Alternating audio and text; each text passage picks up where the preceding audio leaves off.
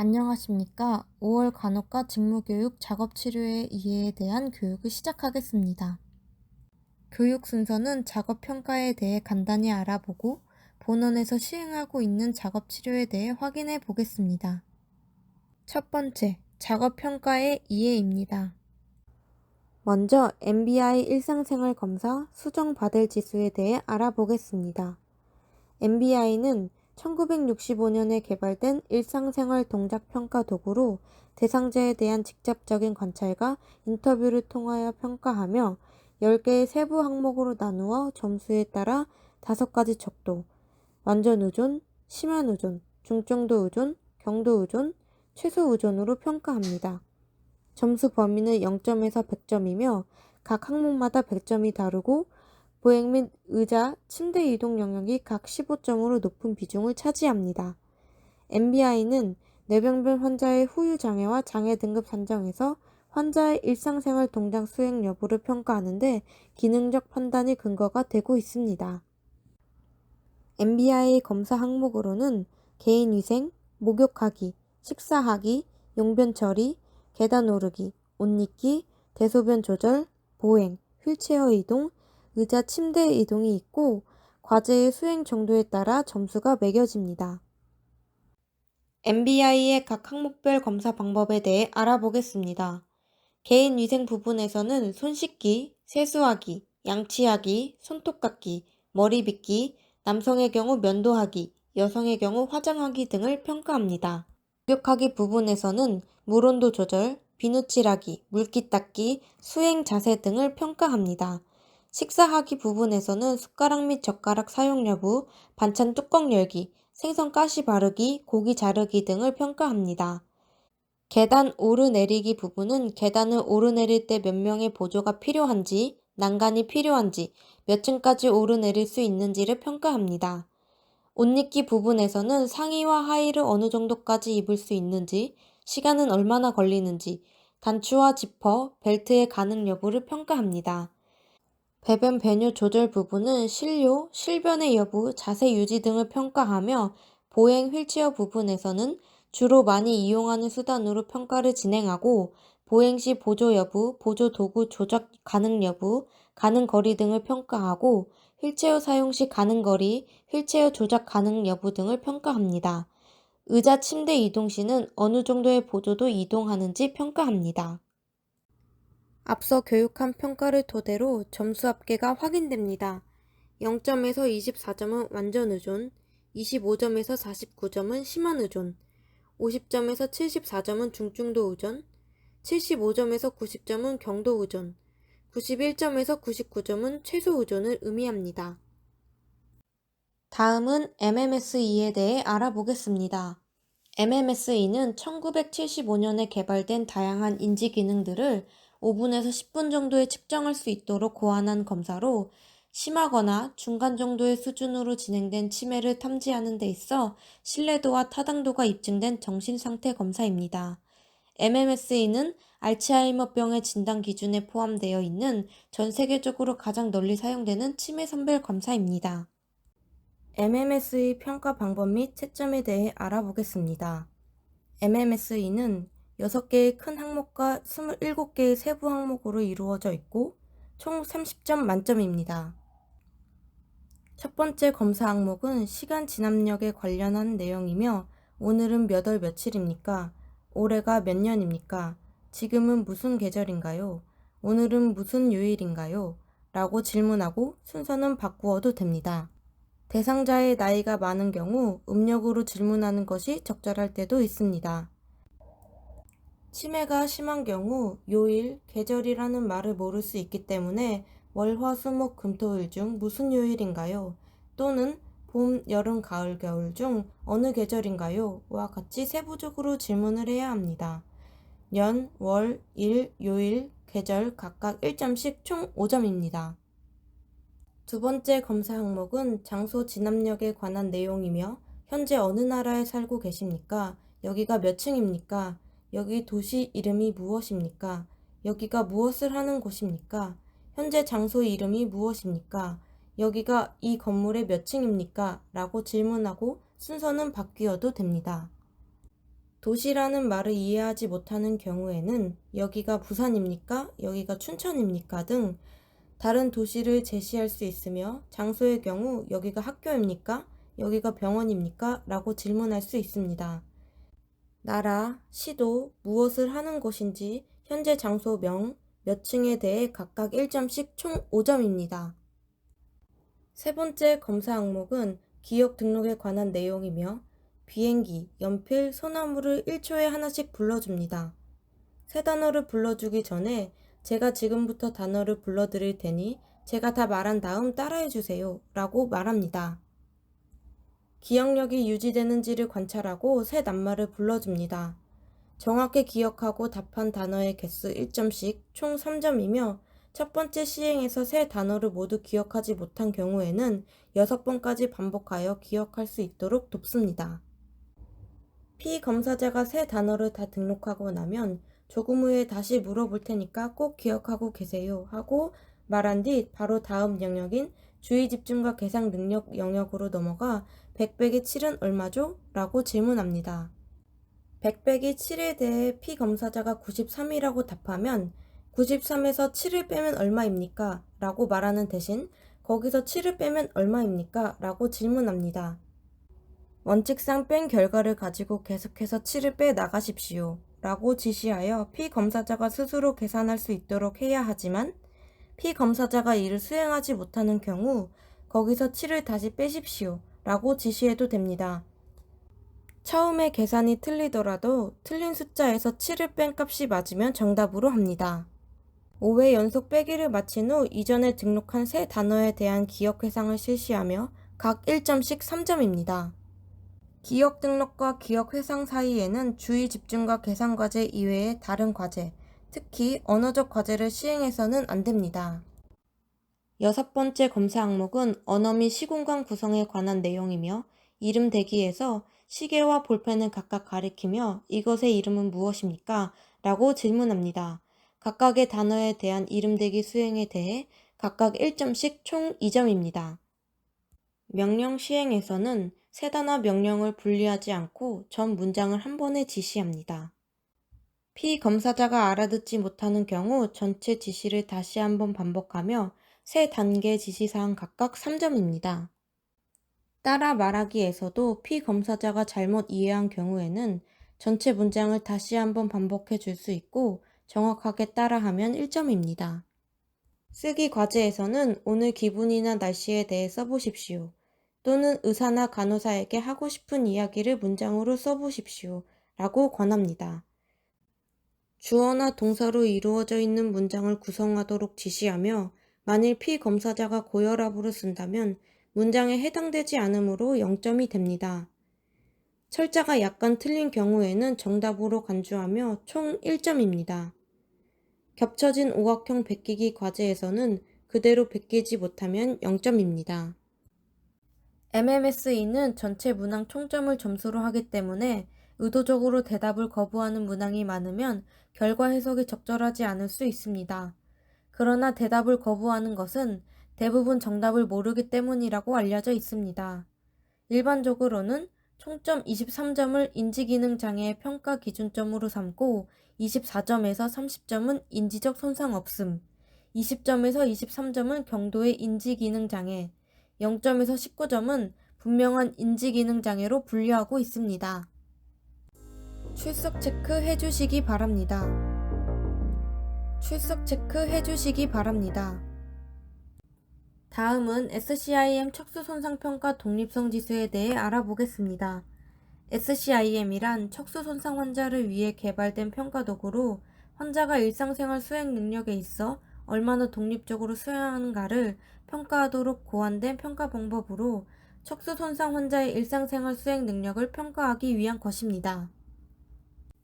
SCIM의 평가 항목, 자조관리, 호흡, 관략근 조절, 이동성 총 4가지의 항목으로 나누어집니다.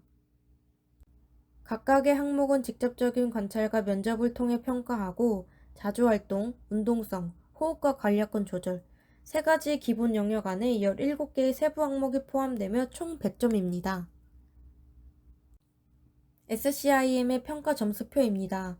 첫 번째 자조관리 안에는 식사 부분 3점, 목욕 부분 6점, 옷 입고 벗기 부분이 8점, 몸 단장하기 부분이 3점으로 총 20점입니다. 두 번째, 호흡근과 괄약근 조절 안에는 호흡 부분 10점, 배뇨 괄약근 조절 15점, 배변 괄약근 조절 10점, 용변 처리와 화장실 사용 부분이 5점으로 총 40점입니다. 세 번째 이동성 안에는 방과 화장실, 실내와 실내 부분으로 나누어지고 9개의 세부 항목이 합이 40점입니다. 앞서 세 가지의 작업평가 방법에 대해 확인해 보았습니다. 다음은 작업치료에 대해 알아보겠습니다. 먼저 작업치료가 무엇인지 간단히 확인해 보겠습니다. 작업치료란 뇌졸중, 외상성 뇌손상, 심폐질환 등으로 운동 및 감각장애를 가지게 되거나 삼킴장애와 인지장애를 가지고 있는 환자를 대상으로 적절한 과제를 수행함으로써 더 이상의 악화를 예방하고 기능 유지 및 증진, 나아가서는 건강 증진과 일상생활에서의 독립성을 최대화시키는 것을 목적으로 하는 치료입니다. 첫 번째, 일상생활 훈련 치료에 대해 알아보겠습니다. 일상생활 훈련이란 개인이 자신을 돌보는 데 필요한 기본적인 일상생활과 사회생활을 유지하기 위한 복합적인 일상생활을 독립적으로 수행하는 능력을 훈련함으로써 사회로의 복귀를 도와주는 훈련입니다. 일상생활 활동과 관련된 동작의 능력 향상은 장애인의 재활에 있어 기초가 되는 가장 중요한 과제이므로 훈련을 통해 능력 향상이 있는지 규칙적인 평가가 필요합니다. ADL은 기본적 신체적 ADL과 수단적 도구적 ADL로 나누어집니다. 기본적 ADL은 기본적인 일상생활 활동, 자조 활동으로 대소변 가리기, 화장실 사용하기, 세수하기, 손 씻기, 양치하기, 옷 입기, 걷기, 계단 오르기 등과 같은 기본적인 육체적 기능을 말하며 수단적 ADL은 일상생활의 수단적인 활동이나 집안일 관련된 활동으로 가사 활동이나 자립생활과 관련된 활동으로 전화 사용, 물건 구입, 음식 장만, 요리하기, 재정관리, 약 복용하기, 취미생활 등의 탐구적, 창의적 활동, 상황 대응 수준 등의 복잡한 기능을 말합니다. 일상생활 훈련 치료는 뇌졸중 환자, 뇌손상 환자, 파킨슨 환자, 척추 및 신경손상 환자 등 일상생활 가능이 어려운 환자를 대상으로 실시할 수 있고 경직장애, 지각장애, 인지장애를 겪고 있는 환자가 가정, 직업, 사회생활에 관련된 일상의 동작을 최대한 자립적으로 획득 수행할 수 있도록 합니다. 일상생활 훈련의 원칙에 대해 알아보겠습니다. 일상생활 동작의 목표를 설명하고 활동 동작에 이용할 수 있는 방법을 확인합니다. 동작은 점차적으로 상세한 동작을 가능한 오래 하게 합니다. 훈련은 의존 시기, 보조 시기, 감독 시기, 독립 시기 단계로 진행하고 활동 시간은 대상자가 견딜 수 있는 범위에서 가능한 길게 하도록 합니다. 실제 생활 현장에서 필요한 동작을 훈련하고 치료사가 시범을 보이고 반복하는 것이 중요합니다. 장애의 범위 내에 최대한 능력으로 모든 활동을 수행하도록 합니다. 일상생활 훈련 치료는 세 가지로 구분됩니다. 첫 번째는 침상 훈련이며 일상생활 동작의 가장 기초적인 훈련입니다. 처음에는 누운 자세에서 시작합니다. 신체 균형 및 근력 상태, 활동 수행 능력에 따라 점차적으로 누운 채 위에서 앉은 자세로 훈련하고 최종적으로 기립 자세를 유지할 수 있도록 합니다. 두 번째는 의자차 훈련으로 대상자 스스로 이동하기 어려울 때 가장 많이 하는 이동 훈련입니다. 의자차에 앉거나 내릴 때는 바퀴를 고정하여 움직이지 않도록 하고 의자차는 대상자가 이동하기 좋은 쪽으로 놓도록 합니다. 세 번째는 경사침대 훈련입니다. 경사침대란 수평에서 수직으로 기울일 수 있는 침대로 하지에서 체중을 부하시키기 위해 똑바로 서는 자세를 훈련하는 기구입니다. 경사침대 훈련은 뼈의 칼슘 이탈 방지, 신성 예정, 사지의 순환 자극, 체중 부하 활동과 기립 자세에서의 몸의 균형을 도와주고 불용성 징후를 예방하는 효과가 있습니다. 경사침대 훈련 시 주의사항은 시행하는 동안 혈압이 저하되거나 현기증을 느끼면 대상자를 눕게 하고 창백, 발한, 빈맥과 오심 등을 관찰합니다. 또한 사지를 움직일 수 없는 경우에는 너무 오랫동안 서 있지 않도록 해야 합니다. 일상생활 훈련 치료는 발병일로부터 2년이 지나면 치료가 불가합니다. 출석 체크 해주시기 바랍니다. 출석 체크 해주시기 바랍니다. 다음은 작업치료 중 인지재활 치료에 대해 알아보겠습니다. 인지재활 치료는 MMSE 점수가 바탕이 되고 24점 이하부터 치료를 시행합니다. 전산화 인지치료는 인지장애 성인 및 치매 위험군에게 컴퓨터를 기반으로 게임 형식의 콘텐츠를 제공하여 두뇌의 활성화 및 치매 예방을 도움을 주는 프로그램으로 연령이나 구체적인 인지 능력 수준, 기타 질환의 유무 등 치료 대상의 범위 또한 넓은 편입니다. 전산화 인지치료는 기억력 및 주의력, 집중력 향상이 필요한 환자, 뇌졸중, 외상성 뇌손상 및 파킨슨 병 등으로 인지기능의 장애를 가진 환자, 치매와 같은 뇌기능 저하로 나이에 비해 행동기능이 떨어지는 환자를 대상으로 시행할 수 있습니다. 전산화 재활 치료는 주의력 훈련, 기억력 훈련, 실행 능력 훈련, 시지각 훈련, 시각운동 협응 훈련을 5가지로 나누어집니다. 전산화 인지치료의 장점에 대해 알아보겠습니다. 훈련 과제를 다양한 난이도 수준으로 쉽게 조정 가능하여 작업치료사가 환자의 능력에 맞추어 훈련이 가능합니다. 부족한 부분을 반복적으로 훈련이 가능합니다. 경증 환자의 경우 작업치료사의 감독이 없이 혼자서 작동과 활용이 가능하며 훈련 자극을 모니터에 제시하기 때문에 지필 과제보다 사실적이고 입체적으로 묘사가 가능합니다. 또한 피드백이 제시되기 때문에 바로 오류를 확인할 수 있고 수정이 가능하며 과제 수행 정도 및 결과가 자동으로 저장되어 비교 분석이 가능하다는 장점이 있습니다. 마지막으로 연화치료에 대해 알아보겠습니다.